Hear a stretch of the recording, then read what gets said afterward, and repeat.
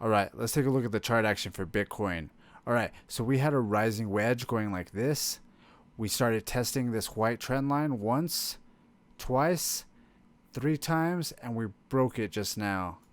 So, according to textbook, we should be going to the bottom of the wedge, which should be right here, or maybe even possibly right here.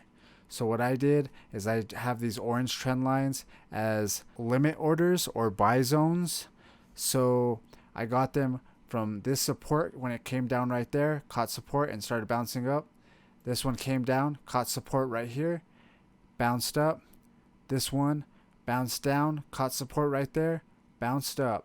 So I'm curious if we are going to stop at this level or if we're going to continue down to 30,000. This level is around 45,000 and this one is around 51,000. I actually had a limit order at this level right here, but it wicked down and barely missed it, guys. It's pretty funny. One thing that I do want to make you guys aware of is we did break the 9 moving average going downward.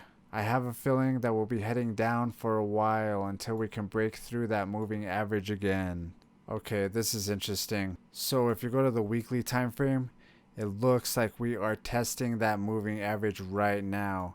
So if we start dropping, we're also breaking the weekly 9 moving average, which is not good.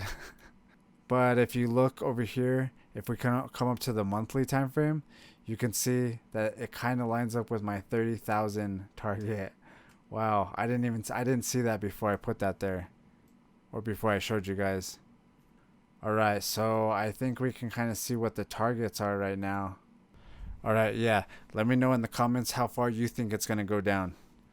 All right, if you guys like that video, hit the thumbs up.